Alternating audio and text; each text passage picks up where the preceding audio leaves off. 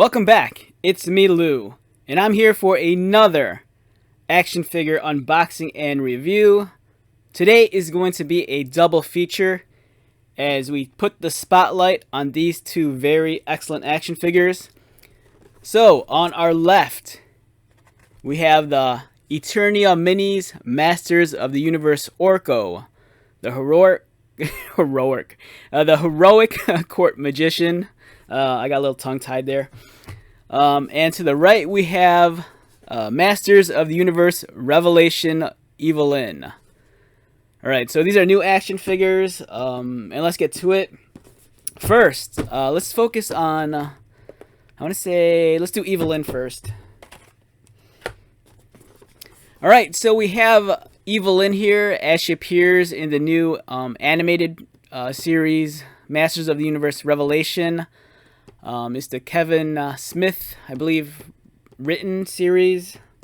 And this is currently in the United States airing on Netflix. It's an original series. I believe the character is voiced by Lena Headey.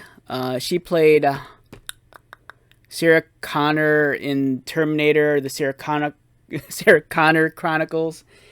And then she also played Cersei in Game of Thrones. I also think she appeared in, I want to say the first, I think actually both. I think she was in both 300 movies that was based off of the Frank Miller graphic novel. And there's other things she was in. She was in the live-action Judge Dredd film, the second one, not the original one that came out in the 90s, the later one that had Carl Urban. She was in that. So today we're going to take a look at Evil-Lyn. Probably, I think, for me anyways, my favorite character in the new animated series, Revelation. I really enjoyed her character a lot. I thought they did some really cool things with her. Yeah, so let's get to this. Examining the packaging, it's nice. There's part of me that feels like maybe it's a little bit overkill. The box design, part of me just feels like it's a little excessive. Like, there's a lot of like folds and creases and all sorts of stuff. I feel like they could have easily cut down the size of this box maybe by like 25%.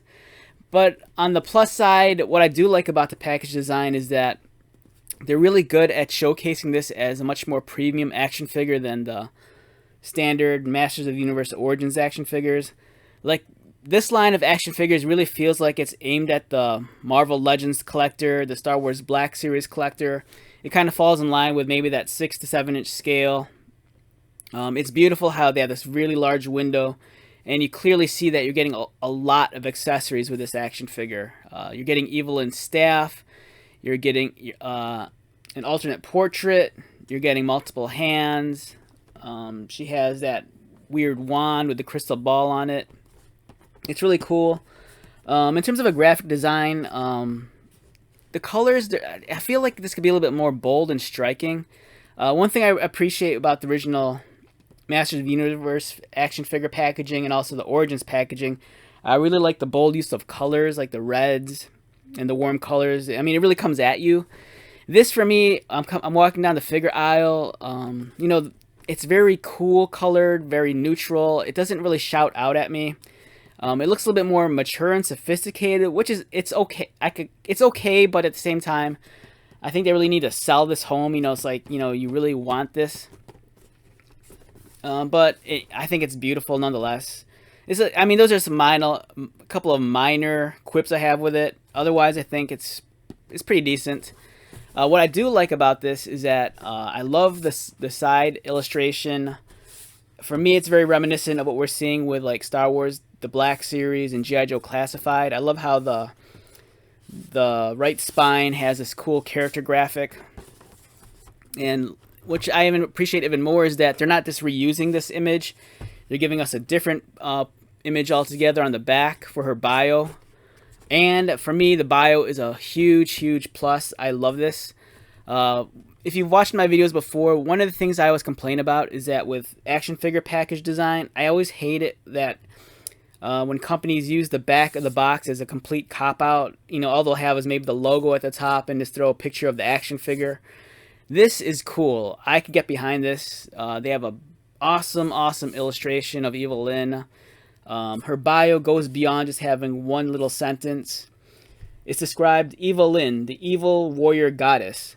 The dark sorceress, ever present by Skeletor's side, weaves sinister spells to assist in his quest to conquer Castle Grayskull. A dangerous foe with malicious intent, Evelyn is not above allying herself with the heroic warriors for her own ambition, and the untapped universal power held within Eternia. Whether standing on the side of evil or the side of good, Evelyn is to be feared and never trusted. Awesome. I dig this. It's so much better than like some of the other action figures you buy from other toy lines where, you know, it'll just give you one quick sentence about the figure. Like, you know, for Ghostbusters, it might say something like, oh, here we have Peter Venkman. Here he is fighting ghosts. You know, that's it. But for this, they really encompass what the character is about. They kind of give you a brief description of her role in the new television show. It's awesome. This illustration's quality, it's top notch. And what I also like about Mattel's decision for the package design is at the bottom. I love how they show you the other figures in the wave. More toy lines need to do this. This was something very common when I was growing up in the 80s and in the 90s. This is cool. This tells me as a collector, or even as a kid, which other action figures are in this wave. So we have He-Man, we have Mossman, Skeletor, and then we have Evil-Lyn. So that's awesome. Really cool.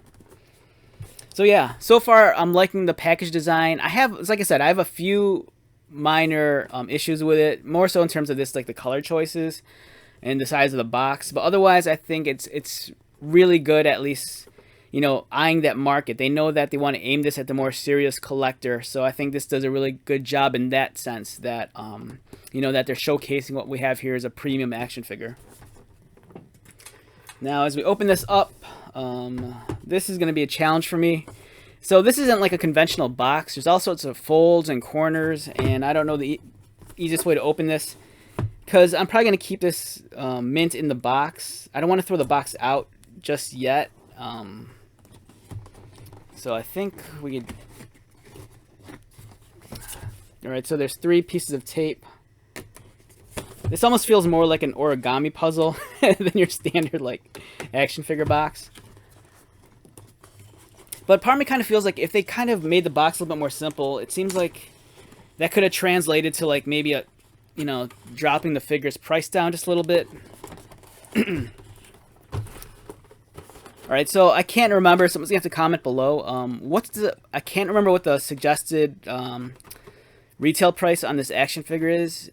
You know, I'm guessing it's anywhere between $20 to $25. So if you remember the price, leave a comment below. I don't want to misinform anyone. Alright, so first impressions of the action figure while she's still in her tray. Impressive. Alright, so what they have here too, there's a plastic tray and then there's a plastic overlay. I believe this is to keep all the accessories in place. And what I like about this is that having this in place allows me to be able to remove the accessories a lot easier, because as you can see, they're not taped in, and I believe they're not tied in either. So you don't have to like fish stuff out. You don't have to take out like you know, scissors to like cut ties.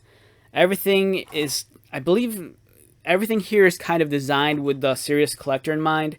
Because, you know, there's dudes like me that, you know, we'll take it out, but at the same time we want to preserve the packaging. So it's nice that they made this really accessible to remove the action figure without it being adhered with like ties or scotch tape.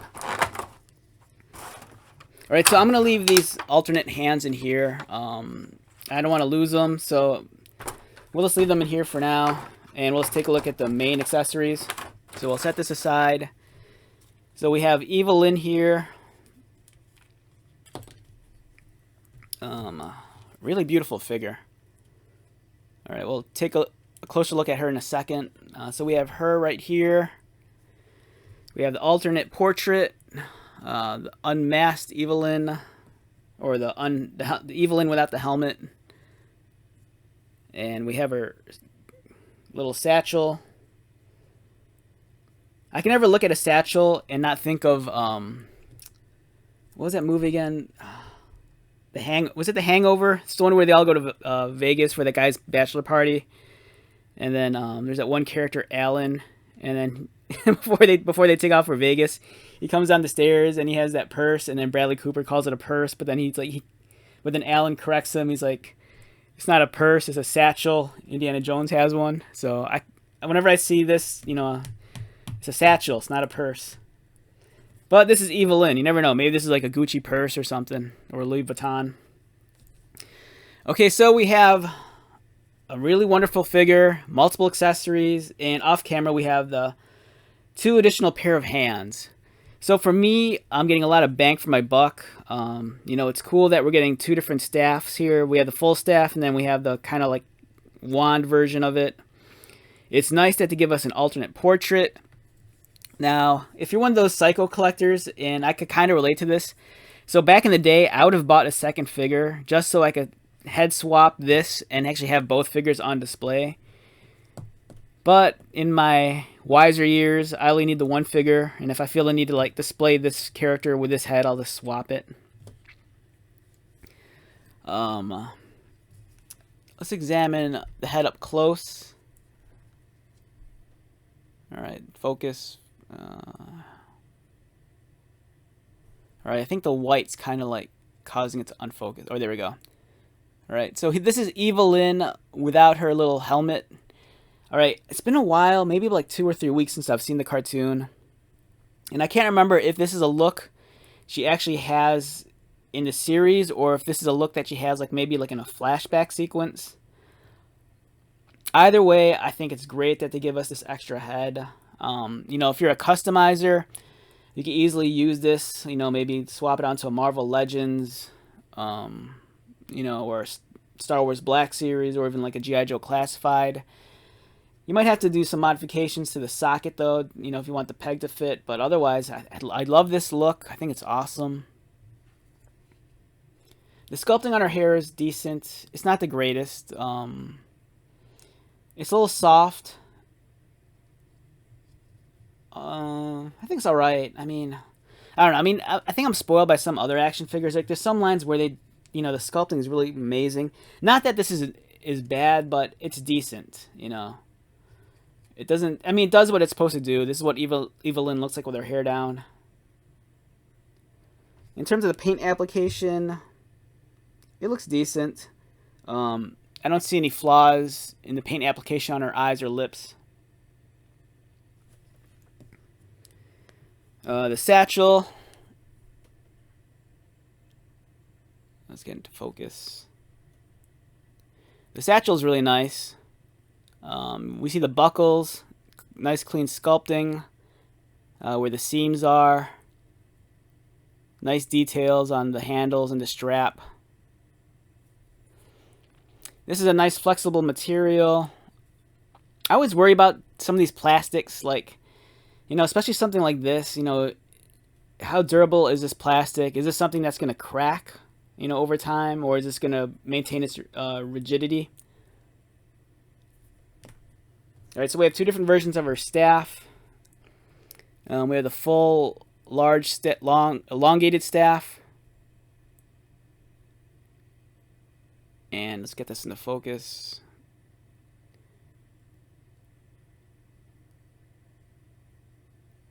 Yeah, it has that crystal ball at the top. Now, I'm trying to decipher whether or not if the crystal ball is separate, or if this is all this one solid piece and it's painted. I'm having a hard time telling. And here we have the shorter versions, kind of like more of the wand with that crystal orb on it.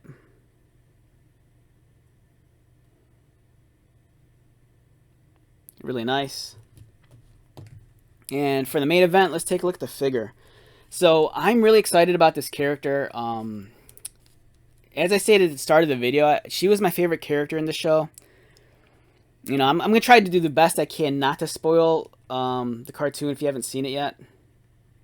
But I enjoyed it a lot, and I'm running into an issue right now, actually.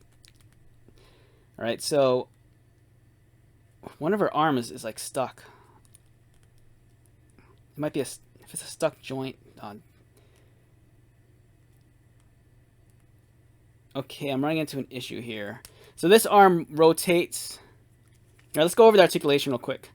All right, so her head rotates to the left and right, as we can see here. Her arms rotate. There's a bicep swivel. Nice definition on her arms too. She's not a frail character. Looks like she has a little bit of buffness to her, so I can appreciate that. She kind of has she has a waist swivel. She has a crunch between her chest and her upper abdomen. So she does kind of an ab crunch. Her skirt here, there's a real nice fine micro texture on it. It's not the cleanest micro texture I've seen, but it's cool that it's there nonetheless. And there's some cool designs carved into it. The fur lapel on her vest, it's sculpted really well, as is her helmet. There's a cool skull at the top, and there's like a 5-pointed crown. Love the expression on her face, even though it's kind of a neutral expression. You know, Evelyn always comes off to me as a very stoic character. She's kind of almost like a virago. She's kind of a scornful woman.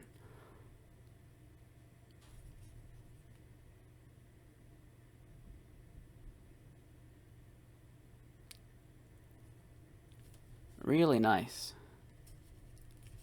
So there's this kind of like strap here dangling from her belt, and I believe that's to hold her weapons. So if you want her wand to be held in place, you could do that. I think that's what it's for. She has double jointed elbows. Did I go over that? No. In terms of her leg articulation, let's take a look underneath her skirt, like a pervert. She could kick up and down. She has a thigh cut, and her knees are double jointed. Yeah, so you get her in all sorts of weird poses like that. I believe she has a boot cut. Yes, she does. She has a boot cut, so you get a nice natural swivel, you know, without being obtrusive. Ankle articulation, it's all there. Yeah, so this is a figure, if you held this in your hand, it feels very much in line with like something like a Marvel Legends, which is nice. Yeah, her arm, there. So this arm rotates. This one here feels stuck. And it's not stuck like, it doesn't want to move. And I'm trying to like, because I've had bad luck with stuck joints. It'll, depending on the type of plastic, it'll tear. And I'm kind of curious. I'm kind of curious if this is the plastic that's going to tear or not. All right, I'm trying to work it loose just a little bit. All right, it's all right. Like this one feels nice. This one fights me when I turn it. Yeah, I don't know. Right. I'm trying to like. So what I'm doing right here, trying to loosen it up, I'm trying to push it in and twisting it. Because I'm not really sure what the kind of mechanisms used to hold this piece in. Because if this breaks, I'm not going to be a happy camper. Because it's not that this line's hard to find right now, but the only figure I'm seeing readily available is Moss Man. No one wants Moss Man. Right.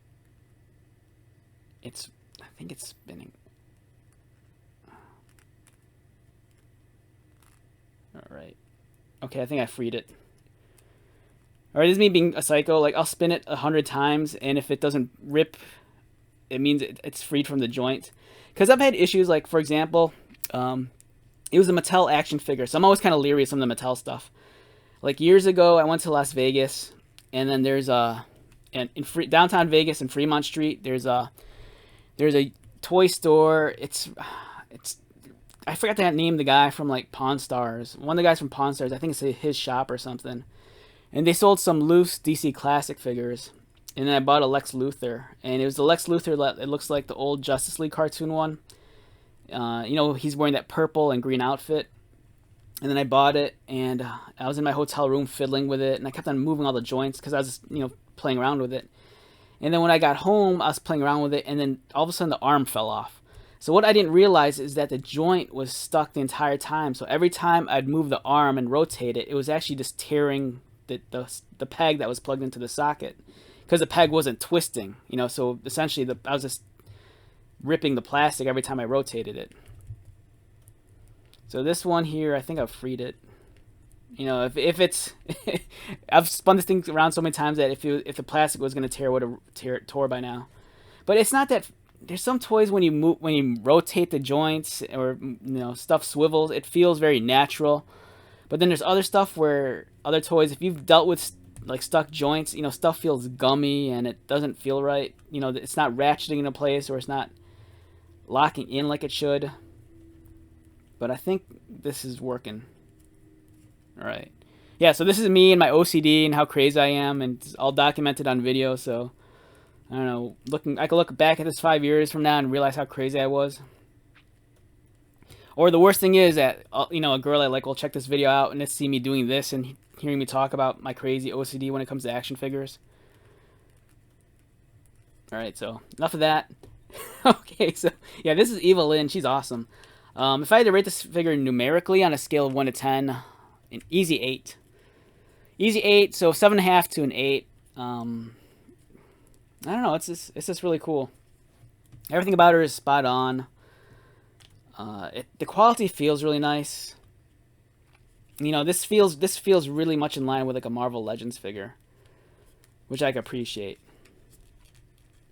So yeah, kudos to Mattel.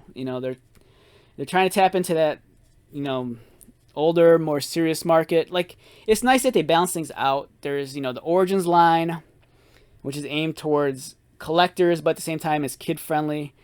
There's the Revelation line, which is kind of aimed at the collectors. And then they're coming out with a new Kitty line, which is clearly aimed at kids. I'll probably dabble in that too, because to be honest, I've seen some of the toys and they look kind of fun.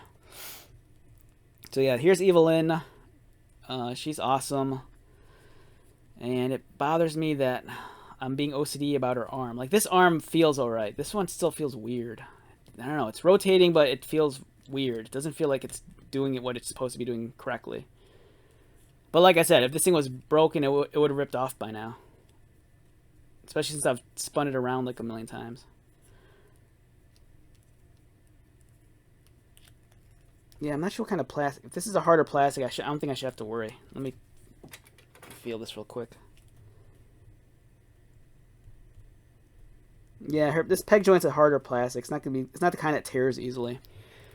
So I'm guessing the issue might be with the socket. Maybe the socket's kind of gummy or something. Alright, so let's set her aside for a second and take a look at Orko. Alright, so there's a very specific reason why this is a double feature. And without me spoiling the cartoon, I really enjoyed the relationship between Orko and Evil-Lyn in the new cartoon. I thought it was pretty cool. I'm a big Orko fan. He doesn't annoy me. I know some people aren't too keen on Orko. I like him. This Orko, though, this is based more off of the old 80s cartoon, not the one we saw in Revelation. And this is completely out of scale, too. This is for the Eternia minis. If you've seen the minis, they're these minifigures. They're very exaggerated in their proportions. They're very top-heavy. They look very squat. Orko works because he doesn't have legs. So this just looks like a tinier version of Orko. Even though it's not to scale with this, me being I'm not too crazy when it comes to scale. Like, I know there's some people out there, they're very strict about the scale of their action figures. For me, this is cool. Orko doesn't need to be a really tall guy. He's kind of like this impish kind of character. So for me, if I wanted to display this with this or my origin figures, it's perfectly fine. Even though I do already have an Orko, that's the scale with the older figs. So this, I bought this at Target. I can't remember the price. Maybe like $4.99. So I've seen I've actually seen 3 different versions of the Eternia minis. Walmart, I believe, has the Eternia minis that come in that like small plastic, like clamshell, gray skull, or a snake mountain. I've seen 2 different versions at Target. 2 different carded ones. There's this version of the card where it looks very retro inspired. And then there's a much more modern looking card that's a little bit darker. And I think the character designs there are based off of like Revelation and maybe some other things. But yeah, here we have Orko. Very bare minimum on the back. All you see is, I'm guessing, I think this is the slime pit, I think. Let's take this guy out. Alright, first we have this little, I believe this is going to be a catalog. Yeah, so this is a small little catalog with all the other Eternia minis. We have Battle Armor Skeletor, Anti-Eternia Man-at-Arms. We have Orko. We have Clawful. I love Clawful. If I see this guy, I want him. We have Battle Armor He-Man, Zodak, Merman, Anti-Eternia He-Man, and then Tila. Yeah, so Mattel, they're really going all out with the Master stuff. I can really appreciate what they're doing. They're kind of like this all in with this. You know, with Origins, they gave us so many figures in such a short period of time. Yeah, so this is Orko. He doesn't... In terms of articulation, his arms rotate up and down. And his head rotates. And he kind of has this... It's not a completely transparent stand, but it's kind of a cloudy, clear plastic. Now, he's not to scale with this. He's not to scale with the Origins. His character design doesn't match up with Revelation, but I don't care. For me, these two are buddies, and they're going to hang out together for a little bit. So, if I had to rate this figure numerically on a scale of 1 to 10, an easy 8. I don't expect a lot out of Orko. You know, as long as he's wearing the hat, and as long as you see those eyes, and the color scheme's correct, you know, I'm not very demanding. This is a cool fig. So, yeah. So, let's wrap this up. Yeah, should you buy these figures? Alright, so I believe that even if you're not a fan of Revelation, even if you had issues with it, I do think the figures are worth checking out. Especially if you collect, like, Marvel Legends. They feel very much like a Marvel Legends figure. You know, in all honesty, if you display this in your Marvel Legends figures, no one would know any better unless they're a huge He-Man fan. You know, like, if your grandma came in, she wouldn't, you know, she couldn't tell the difference between, like, Evil-Lyn and, like, I don't know, Jean Grey or something. Because, I mean, they're kind of the same scale, the articulation's similar, the aesthetic's very similar. And yes, I'm still obsessed over this this arm. I love this alternate portrait. This dude, I think this is a must-have. Orko's a fun character to have. You know, even if you're not all on board with the Eternia minis, even if you just got him, it's cool. Because his proportions are so kind of misplaced to begin with that, you know, you can easily blend this into your Origins line or whatever He-Man figures you want. So wrapping this up, my name is Lou. Thank you so much for checking out this video. I greatly appreciate it. If you're new to my channel, welcome. If you are a returning viewer or a subscriber, thanks again for all your support and comments. I greatly appreciate it. So until the next video, go out there, go hunt for some figs, you know, get you and your buddies in a car, drive around town, or if you're like me and it's like the middle of the night and you can't sleep, jump online and just comb around Amazon or the online retailers and see what's out there and, you know, spend money that you probably don't need to spend. So I'll talk to you guys later. Take care.